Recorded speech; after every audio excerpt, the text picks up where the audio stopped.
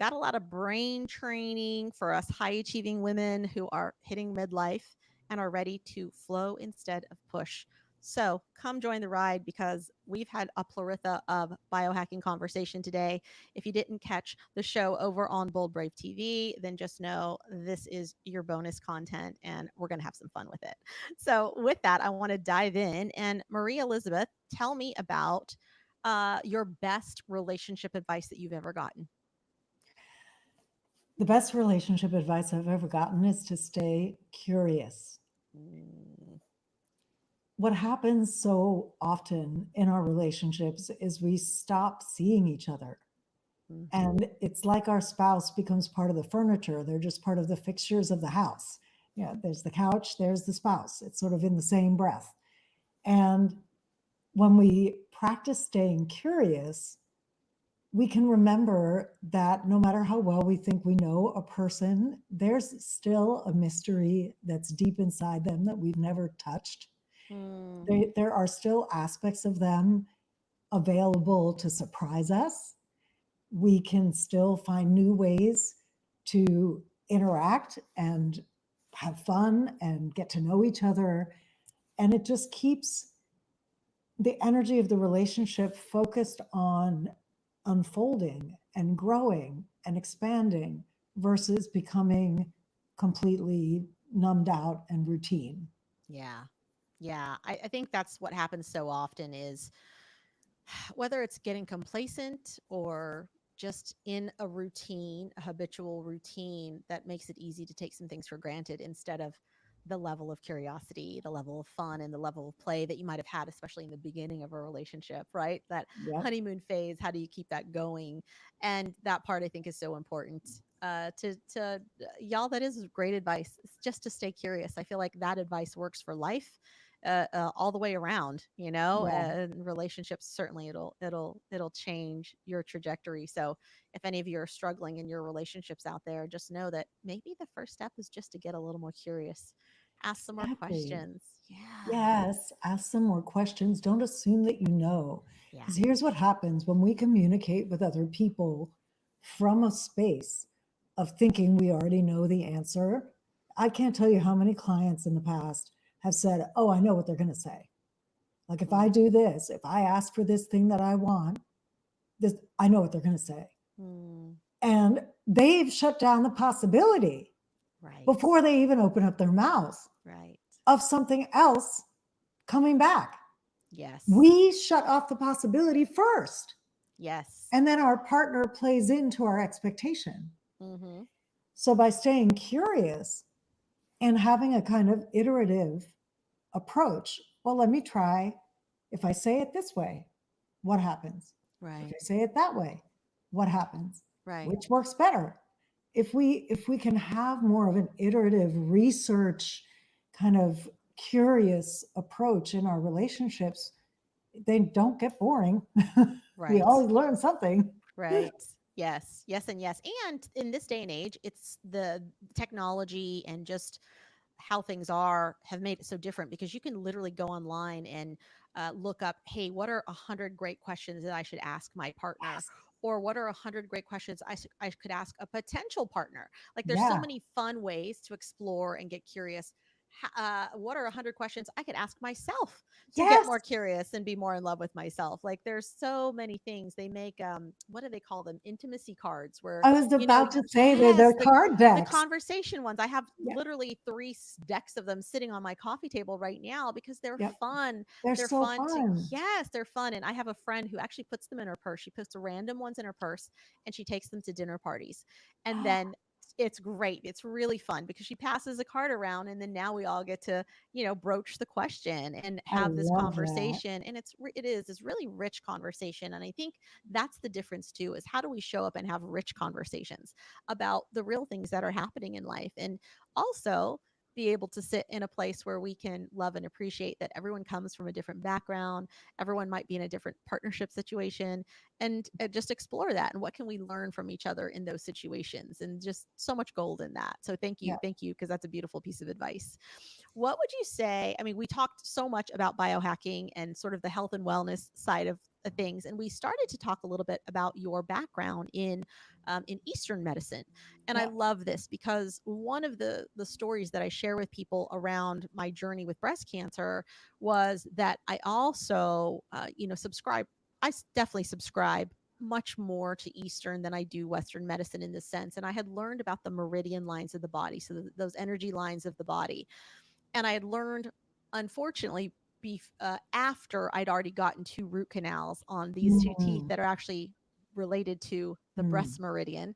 So these two Wow. teeth that are related to the breast is exactly the side. And if you drew a line from these teeth straight down into my breast, you would find that that is exactly where that cancerous tumor showed up. So the Wow. for me, the coincidences were too uncanny. They were too uncanny for something that I had learned after the fact, and I went, "Oh God, I hope I'll be okay." And then when breast cancer did show up, that was the first pop. The thing that popped in my head was, oh my gosh, Wow. like I learned about this years ago, that there's this huge correlation, especially for women, with root canals, especially when they're related to your breast meridian and the side of the body Wow. that you're likely to see this show up.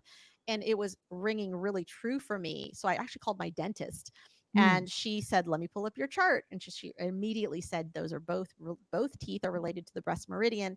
She goes, "So this not only tells me that, of course, that if this was going to happen, that it's going to happen in your right breast, but it tells me that your chances of a recurrence are high."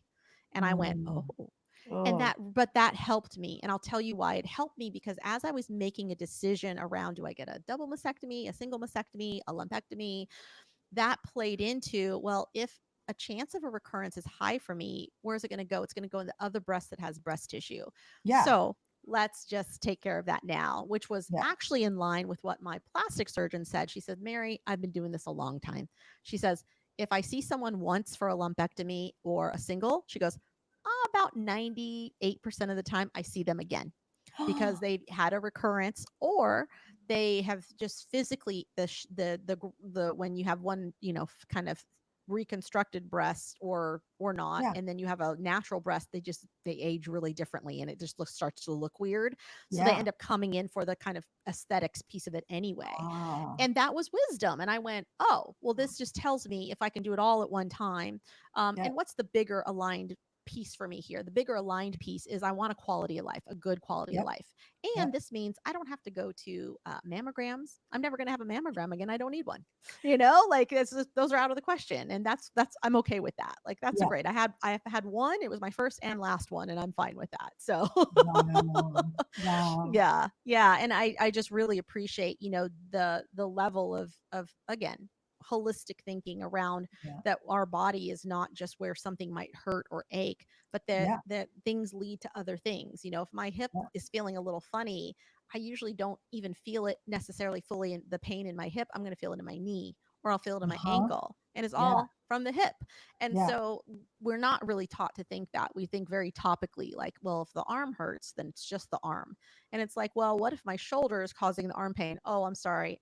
Just an arm doctor. You have to go see the shoulder doctor now. It's like, but wait, yeah. So I think that's where we get Western medicine gets a little wonky, and you just go, Yeah. why? Why do we separate everything when we are It's all just gotten so one? specialized. Yeah. Yeah, yeah, it can get really specialized, and maybe a little too much in some instances. Well, yeah, because then the thinking is so parts based.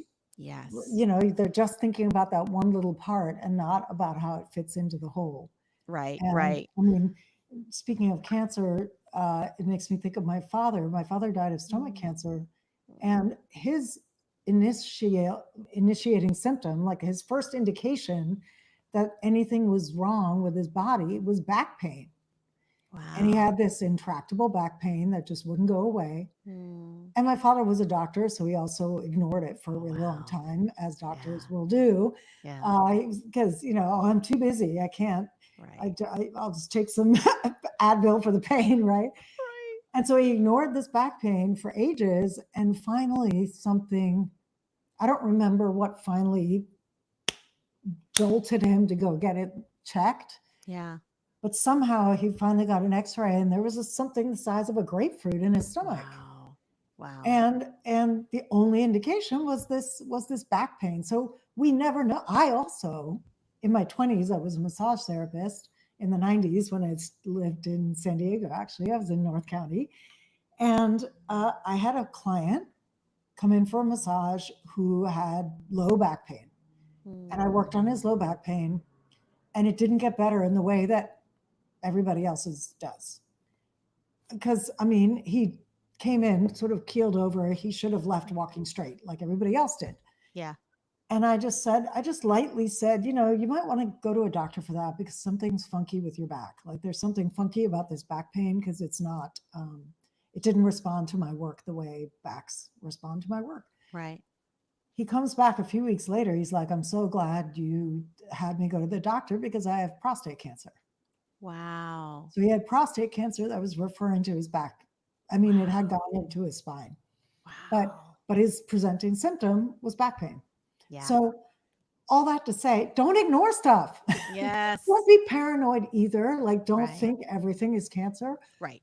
That's not my message here. Right. Right. Don't get paranoid. Don't get afraid, but don't ignore. Like, if you habitually have reflux, go get your stomach looked at. Don't Right. just ignore it because there could be something with the valve separating your stomach from your esophagus that could actually get Yes. fixed. Yes. Like Yes. it might be a symptom that you're eating too many tomatoes. Like, just don't ignore stuff. Yeah. Get curious. Get Yes. curious about your body Get too. yes, get curious. And I think that also one of the biggest things I found as again, a cancer survivor now is telling people about prevention because Yes, prevention is literally super life saving. everything. Catching things early, catching them before they can become something versus putting it off until it can fester and grow into actually something worse than it ever was.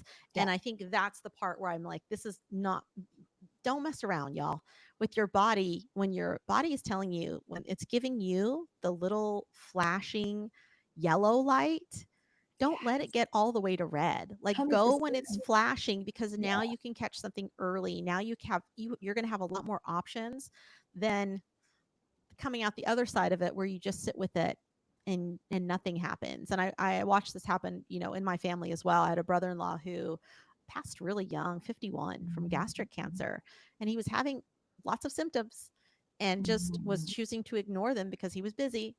Wow. And I was like, wow, one colonoscopy could have saved his life a little Wow. earlier in the game. Yeah. And I just am remembering, like, oh, there's these choices. We make these little micro choices and they can become macro choices. And so it's Yeah. interesting to see, how things can progress. And I think so important to just get it checked out. Like Yeah. that would be my biggest message for people is it's not going to hurt you to get it checked out. Like just No. I would rather go and have them be like it's nothing than be on the other end of it. But if it is something, then what are your choices? How do you move forward, right? Yeah. Because there's a solution in there some way somehow. And the And earlier you catch it, the more choices you have. yes, that's right. The more choices you have, that's right, Yeah. that's exactly right. I love that. And for me, I mean, I want to speak to the folks who might be like I used to be, who thought I could sort of mind over matter my way through everything. Mm-hmm. Uh, because I had to get two hip replacements at 49, like basically 50 years old and 51. Mm, I had to replace my hips because I was born with dysplasia that was undiagnosed. I danced, I mm, did yoga, I did HIIT training in my 40s, and I wore out my hip joints. And meanwhile, I'm so steeped because I have over 30 years in quote unquote alternative medicine and spiritual stuff that I was going to the hypnosis. I was looking for the deeper emotional root of my hip pain. I mm. was getting crazy deep body work facilitated with ketamine. I mean, I was doing all the things. All the things, yeah.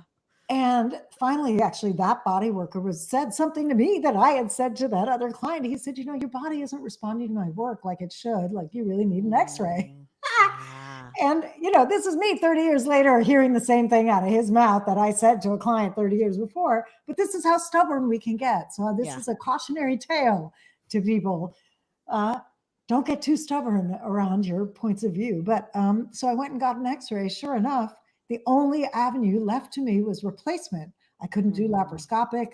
I couldn't do any of the other things that are available if they catch. I had literal bone spurs growing out of the heads of my femurs, Wow. scraping the acetabulum. There was nothing they could do but Wow. total hip replacement by that point. I was so stubborn. It took me 10 years of chronic pain to get an x-ray. Don't Wow. do like me. Yeah, wow. I know. Yeah, these are great lessons, y'all. Learn them. Learn hard, them by won, watching others hard and so won you don't have to lessons. experience yourself. Yeah, no kidding. No kidding. Oh, what would you say are some of the gems of like holistic medicine that you're familiar with that you think everyone should do? You know, like is acupuncture on that list? Mm. Is there, is there maybe like a certain kind of yoga? Like what would you say if you, in your experience and looking back shows up for you in terms of things that you go, oh, I can connect the dots this way and see a pattern. Yeah. I think one of the most efficacious things someone can do over time into their old age is Qigong, Mm, because you can do it standing, you can do it seated, you can do it lying down. So, no mm, matter what your level of physical capacity is, you can learn to move your energy in your body and help your body have enough chi or enough life force to heal itself. So that mm, is my number one. Like at my retreats in Mexico, I teach Qigong in the morning, some simple activating Qigong exercises that just help move the Qi, clear out the cobwebs, as well as ground. You can do different practices for whether you need more energy or you need to calm down or you need mm. to get strong or if you Yeah. need to get more lithe or like more flexible. Yeah. It has everything. I love yoga. I practiced yoga for over 20 years and I can't practice any. I mean, my hips gave out. Like I can't Mm, do that anymore. And you'd be shocked at the number of women who end up with hip replacements who are very dedicated yoginis. It's a thing. Like mm. pushing pigeon pose wrecks the joints. I'm just Oh, saying. got So it. be Got it. careful. Yes. Yes. Do the pigeon pose propped up with a block if you can't, if your hips are not open. But so I actually prefer qigong as a long-term recommendation. Yoga is great when you're young, and if you hit a point where your joints are like not happy with it, qigong is there for you. We Mm, got 90-year-old Chinese people in the park doing qigong right. every morning, like Right. outside. Like you can do that forever. Yes. And I happen to love.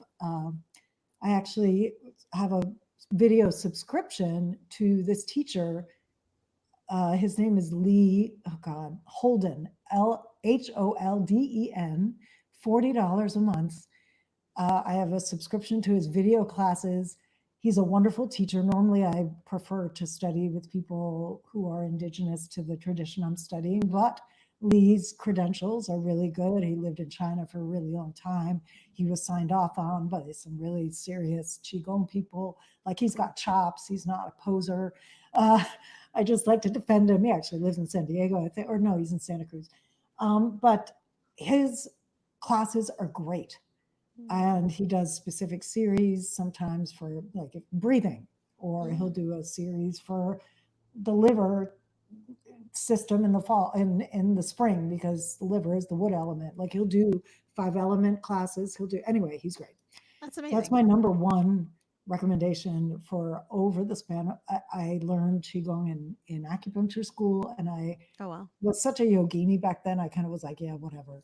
Yeah. And then it has completely flipped. Now I'm a raving fan of qigong because it feels so good to my body now. Yeah. I also think strength training as we get older is key. Just Yeah. like you were For sure. saying, we got to move Yeah. weight because you have to both keep the bones strong, and also you Yeah. don't want to be so flimsy that if you get jostled, you You break break a hip. something. Yes. Yeah. Exactly. So strength training, qigong. Um, in terms of obviously, as I said before, sleeping, eating, pooping, moving, Having sex. sexing. Yes. Those are the most powerful and readily accessible biohacks we have.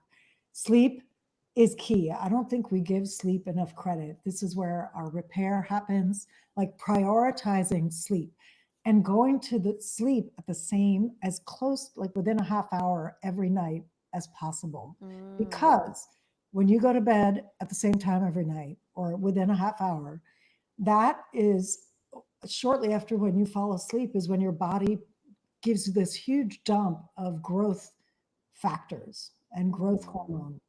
And it's where the bulk of the repair happens. So if you're mucking around with your sleep schedule because it's all over the place, you miss out on Mm. your body's natural pharmacy doing Mm. its thing. Right. So a simple, like simplest hack is to make just get your ass to bed same time every night. As much, obviously, unless you have one of these switch work schedules, whatever, that's Right. a different problem. But like Right. most of us, we can do this. Yeah. uh, and sleep, aim for 7 to 8 hours. Like some bodies need more, some bodies need less, but Right. aim for that. Aim Yeah. for sleeping till you wake up without an alarm. Yep. Aim for going to bed early enough that you wake up on your own. Yeah. That's when you know you've had enough. Yes, for sure. Yes, Uh, when your body naturally is like, when your "Hello, it's body's time to get up." naturally, yeah. Yeah. In terms of food, I know this is such a controversial topic because people are very religious about their food beliefs, as have I been. I was a vegan for 7 years in my 20s Oh well. until my joints started breaking down. I started having joint pain.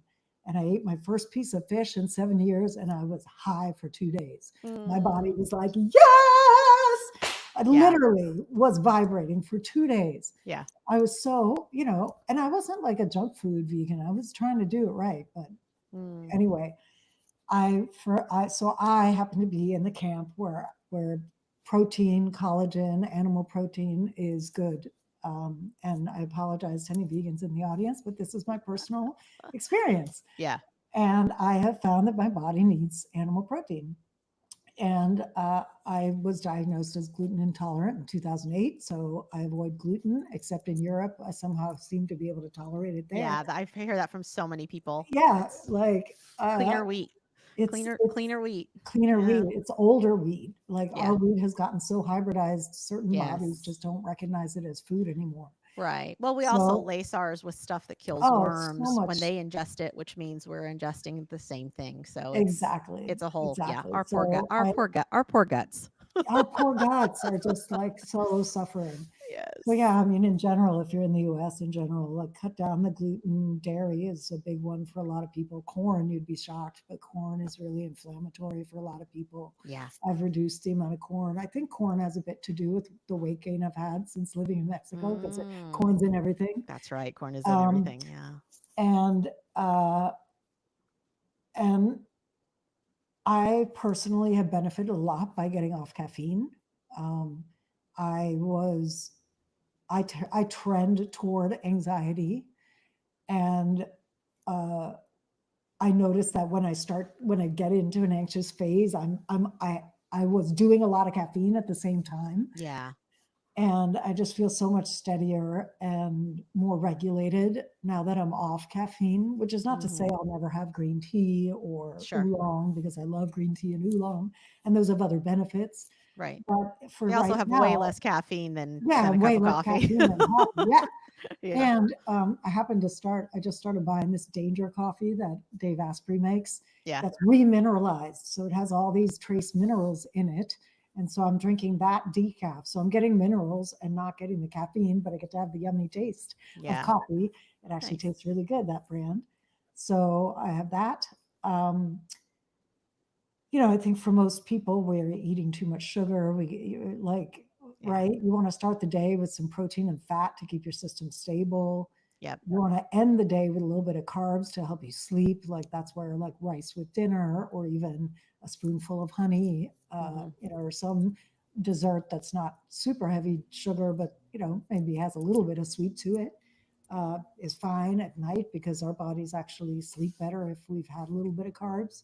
Mm. Um, for many people, their sleep gets disrupted on a super, super low carb diet. Hmm. Yeah. So, it can be helpful. Yeah, I think there's a narrative out there that carbs are bad. Right. Like there's this narrative, and like, y'all, carbs are not bad. You need them. They're necessary. Yeah. Then you're like, well, I'm trying to lose weight. It's like, yeah, so don't eat a vat of rice, and don't eat a whole loaf of bread. And like, Yeah. there's And something when to you be eat said them for matters. Like, don't yes. start your day with a bowl of cereal, sugary Right. cereal. You're Yeah, going to sugar. crash Yep. in 2 hours. Like, Yeah, start your day with some protein and fat and things that keep your system more stable. that's right. but your body can have a little more like sweet potato, rice, things like that toward the end of the day because that actually helps you sleep. Yep. Yeah. No, I'm definitely a fan of balanced eating and not also getting too extreme Yeah. on diets because I feel like that's where people fail because they can do them for a little while and they might Right. even see results and then they just Yeah. go right back to what they were doing and that's rough on the body because the body is experiencing that yo-yo effect of just like bigger and smaller instead of like this nice steady even evenness about it.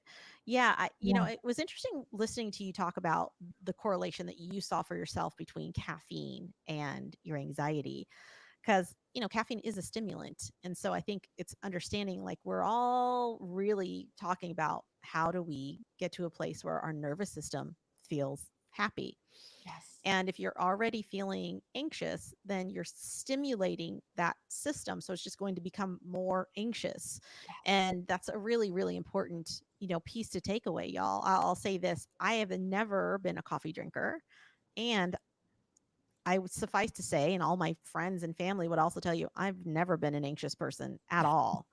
So I'm 100% put me in front of anybody at any time last minute, and I'm fine with it. Like there's Mm, no anxiousness about me at all. And so I think it's an interesting thing to see, yeah. like understanding how our bodies work and understanding like what are those things that turn certain things on and certain things that turn off. And for me, the observation was whew, all these friends I have that drink coffee are like they're dependent on their coffee. Like they're a different Yeah. human without their coffee. And I was like, yeah, I don't think that's going Totally. to be for me. And as time went on, I remember being at a conference trying to drink coffee, and it gave me a really bad stomach ache. So there's an acidity about coffee also. So as much as I love the smell of it, I think it smells amazing. And I'm sure with enough maybe like milk and sugar, I'd be like, okay, this is great. I could drink Pretty this. good. Yeah. Yeah, but then it would just be like a dessert, right? So in my Right. mind, I'm like, if I'm going to do that, I would rather have a piece of chocolate cake. Just as that's my 100%. honest truth Yeah. on that one. Yeah. And grateful for just the having the energy and the vitality to also go, oh yeah, I don't need a stimulant, to get me through my day. And Yeah. there are also some other beautiful alternatives that I also think are probably smoother on the system and have better after effects like your green teas, for example. Yeah. You're getting the antioxidants, you're getting all the Yeah. properties there that are great for you. You're not getting that huge spike of caffeine, but you're getting a little bit of it, Exactly. and it's the knowing your body. It just really goes back to being curious about yourself, being curious about your body, and still being curious about your partner. Yeah. Eh, And trusting the signals that your body is sending. Like yeah, if you're tired, you're tired. right. That pushing yourself to be awake, productive, revved up Yeah, when you're tired, it has a cost over time. So over time, it that actually does. depletes the adrenals. Yeah. And then you can end up, as I did in my early 40s, in adrenal exhaustion, which Mm-hmm. really sucks. Don't do that Yeah, because don't it's do it. really not good. Right. And it takes months to come back from To that. recover, yes, the recovery It's time. That's the months. problem. The recovery time Yeah. is not what it used to be. Yeah. No, it takes months. Yeah. And so that's where the lighter green tea, the oolong, the things like that, are a little more forgiving on the system. I mean, caffeine Yeah. is a nootropic. Mm, It puts your brain into beta waves, which are the waves that are the most active when we're thinking, doing, making things happen. So, it has its place. Using it because you're not sleeping enough, no, right. right? But a very deliberate, oh, I'm going to deliberately stimulate beta so that to do this project or whatever, that's different. Right. But having this kind of daily dependence that's then sapping your adrenal system of its juice, of its power, not so great.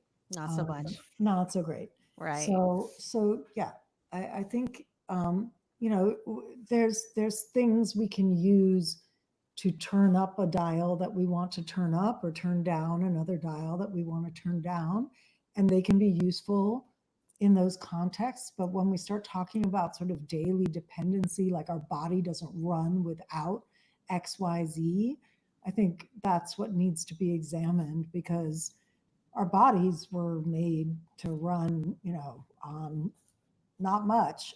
Yeah. I mean, Yeah. back in the day, we could go days without eating. I mean, water, not so much. I mean, water we Right. need every day, but like, so, We weren't having 3 giant, plates of food. That wasn't no, the we norm. weren't, Yeah. Well, I mean, you honestly, know, even gosh, how many years ago? I'm trying to think of when McDonald's came out with their super size. I mean, I think this is, was it the literally 70s? 40ish years ago. I Yeah, would possibly, yeah, like portion sizes didn't used to be what they are today. And now, if you're not going home with a goodie bag today, you're probably overeating at dinner. If you went out to eat, I mean, that's the truth, right? Like, because the true, portions are true. just so big. So it's just I've started the just getting 2 perspective. appetizers. I can't, Yes. I Yeah. rarely can eat an appetizer and a main. Mm-hmm. It's too Yeah. much food. So I've Yeah. just started getting 2 because I like the variety. I've started getting 2 Yes. appetizers. Nice. Or my partner and I, my husband and I, will share an entree. We'll each get an appetizer and share an entree. Yeah. Because I mean, when we're in the US, in Europe, it's not so bad because the portion sizes are more insane there. Yeah. But when we're here, it's just like, or in Mexico, the portions are also big in Mexico, at least in Cabo. Uh, yeah, we'll split stuff or we'll take stuff home because it just like it's too much. Yeah. Yeah. But if it's what you know, right, then you don't know any different. So if you're a child of this generation, it's the expectation. The expectation is that when you order something, it comes within 2 days because we have Amazon and that's what happens, right? There's no waiting. What is this? What is this 7 day, 10 day waiting period? No Yeah, such thing. Amazon comes sometimes next day, same day. right. That And reminds me. I feel like in some ways, so my father was Venezuelan American, and I grew up, and my mother was Swedish. So I grew up going to Venezuela and Sweden every year since I was born. Sweden less so over the years, but Venezuela we still went pretty much every year. And when I was little, I mean, it's back to this now because the country is so impacted.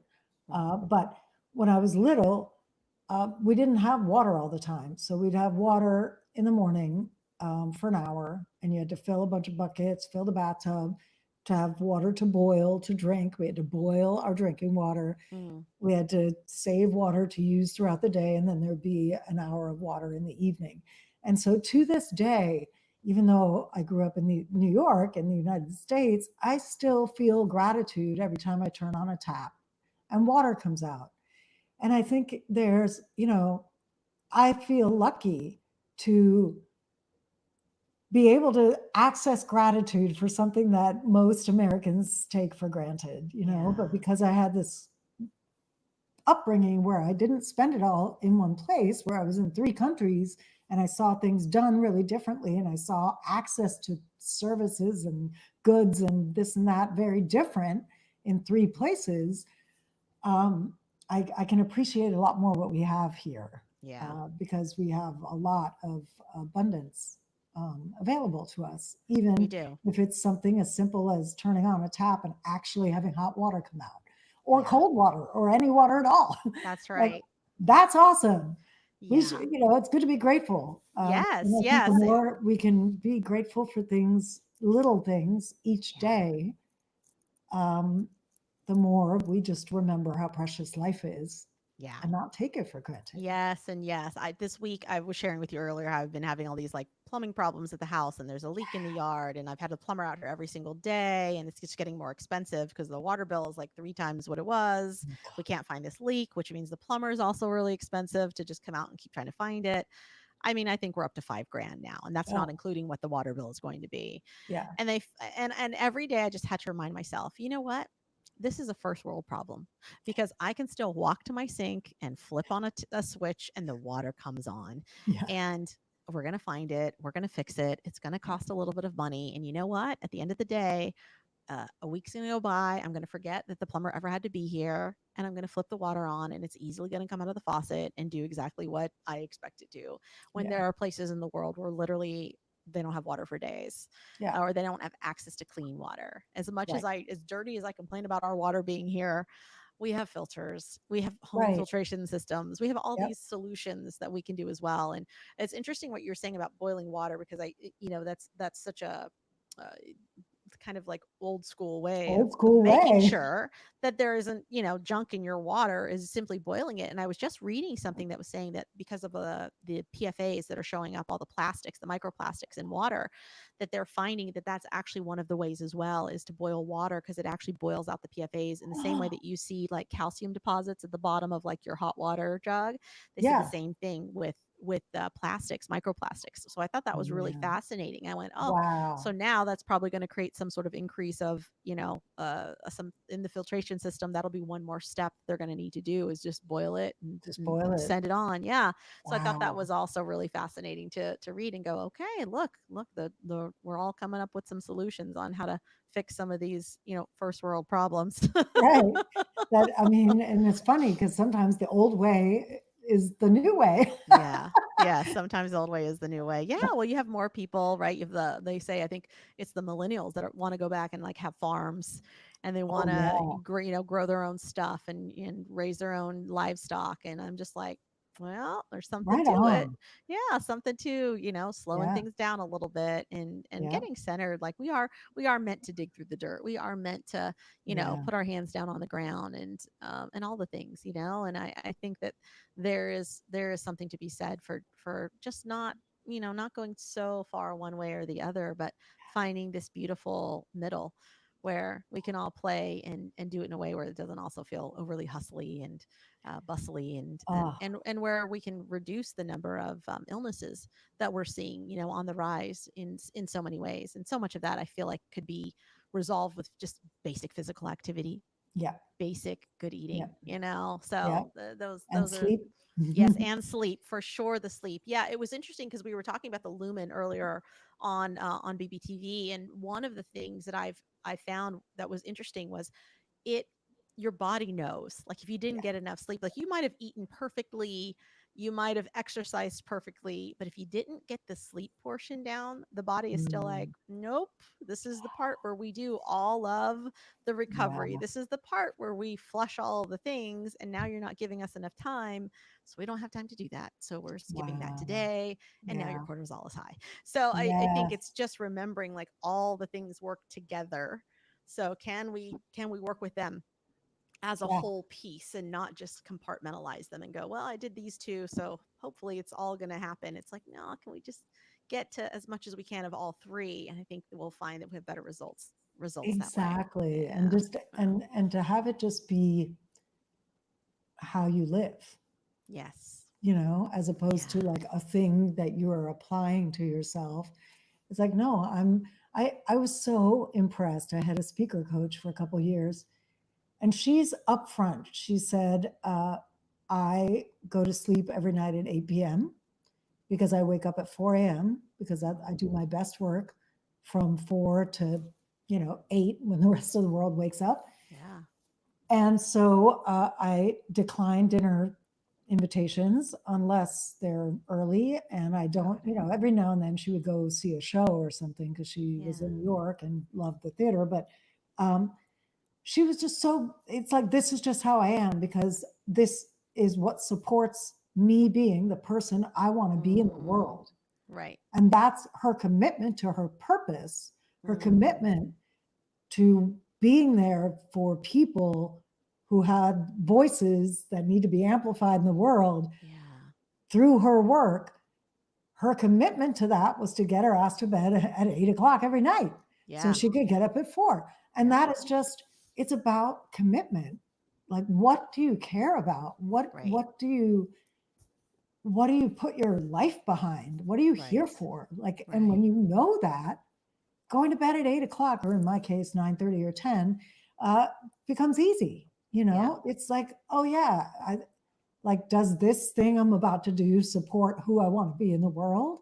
No? Right. Okay, then I don't do it. Right. Now, younger me was rebellious. Younger me was like, oh, does this thing mess with, like, make it harder for me to be the person I want to be in the world? Great, let's go do that. Let's make it hard. Like, because younger me was like kind of, rebellious and a Yeah. contrarian. So Yeah. anytime I tried to sort of set up anything very, very regimented, eventually I'd rebel. Right. But older me has grown to love and embrace the value of routine, Yeah.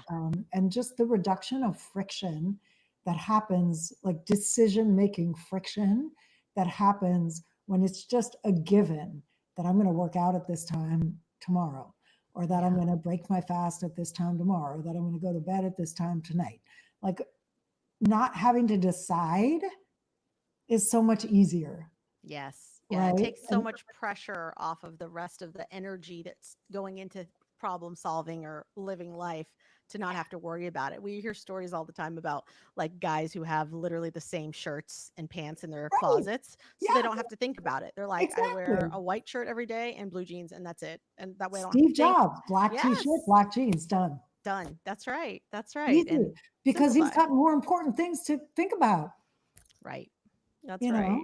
I Yeah. think there's huge value in that. Like the top performers, you see, and I'm learning this in my own life, like the more places I can reduce decision fatigue, the better. The The better. more brain power I have to apply Yeah. in the areas that count. Right. Versus if I'm worrying about like, oh my God, what am I going to eat today? Like, yeah, that's it. Just takes too much brain power. Yeah.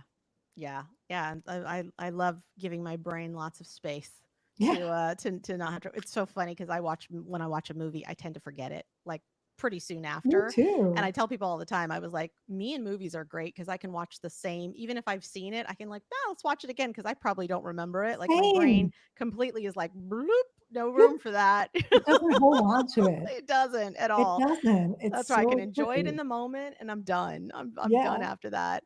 Maria Elizabeth, I'm curious because I know you have a love for photography and sharks. So I want to know are those loves combined or are they separate? No, they're combined. Oh, that's So, amazing. I got serious about underwater photography in around 2008 or so, and that's when I really bought my first DSLR. Before that, I was shooting a point and shoot Wow. underwater. But I got my first DSLR in 2008 and started taking photography classes and this and that. And it's become quite a passion. I mean, in the past few years, I've been kind of building my business, so I haven't been diving as much. But that is changing. I'm reorienting my business now so that I can Oh, dive more, because I realized, no, that's not aligned for me. That structure is not aligned for me. I yeah. need to be able to get in the water. Yes. But I love the challenge of photographing subjects I can't control Mm, and that I can't pose. And there's something about when you're photographing underwater, you're not just, you have to get the subject in a good position, which means you have to be in a good position. yeah. But then you also have to think about where's the source of light? Like, are they backlit? Is the light behind you? Is it Mm, coming from the side? All of that affects how you shoot. Like, it just occupies so many levels of focus that it kind of quiets my mind, if that makes mm, sense. It's kind of yeah. like there's so many things I have to think about that I can't think about anything else, Anything else? which is Yeah. a relief. Mm-hmm. And that's part of what I love about scuba diving is nobody's talking. Right. If they are, it's very dangerous. It's like all I hear is Yes. like it's so Yes. The relaxing. breathing. Yes. Yeah, it's the best. Yes. And so for me, it's a combination of just really loving the underwater world and loving being in a world that has its own existence, its own personalities, its own movement and life and relationships that have nothing to do with me that I get to visit. There's something very humbling and fun about that for me. And I love sharks in particular because of the way they move. There's this undulation that is just so beautiful in how they move when they're not hunting, when they're kind of doing their lazy swims around. Like when they're Yeah. hunting, it's a very different movement, also Yeah. beautiful, but I don't want to be in the water then Ah, at that point. Uh, but yeah, I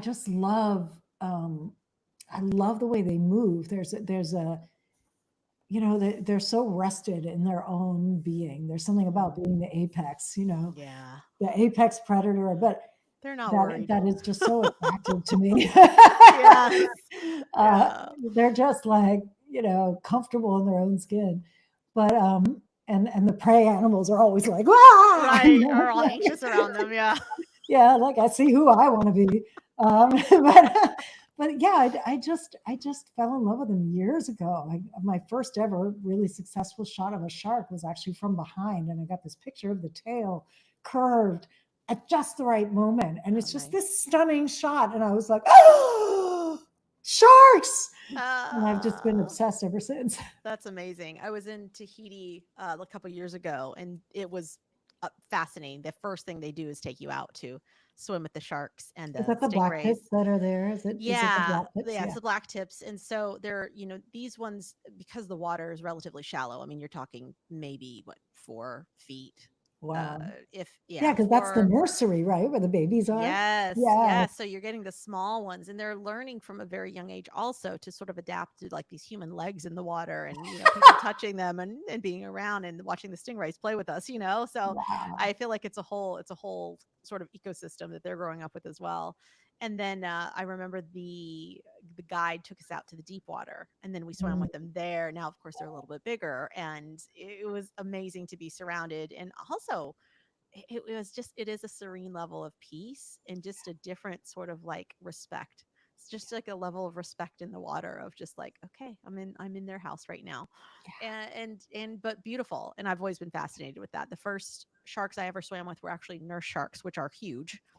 But they don't have teeth. So, but they don't or have they're teeth. or the teeth they have are too super, super Right. tiny to do anything to me. So They're that like was puppies. also, yeah, it was really beautiful. And I just remember was just enjoying the process and enjoying uh, the the the presence of it all and being in the water, and just how you described it is so true. It's like Mm. all you hear is your own breathing, Oh, and so good. that's the part that I think there's some peace to that breath that happens even under the water, because it's very focused and it's consistent, and if it stops. So if you're holding your breath or not. Yeah, for sure. Yes, yes, amazing. Marie Elizabeth, thank you for being our guest today. I appreciate you for this show, for the show you did with me before. This is really great. You're just such a light, and I've enjoyed nerding out with you over all of Me the biohacking too. things. It's been really fun, really, Thank really you. fun. Yeah, it's So the thank you. best. Yeah, thank you for sharing your wisdom. Y'all, to get in touch with Marie Elizabeth, look down into the show notes, look down into the comments. We've put all of her contact information there. You can connect with her on social media. You can take her quiz. There are all kinds of goodies for you there. So don't be shy. And if you didn't catch our show earlier on BBTV, just know that the recording will be up and you can listen to that. It's a wealth of knowledge. Or we talk about red light therapy. We're talking about hyperbaric chambers. We're talking about supplements. We're talking about all the goodies to keep you running longer, to give you a good quality of life, and you can look good while you're doing it. So, with that, we are going to wrap the show today. Again, Marie Elizabeth, thank you. And to all of you, thank you for liking, listening, and sharing. I appreciate you so much. And until next time. Thank you.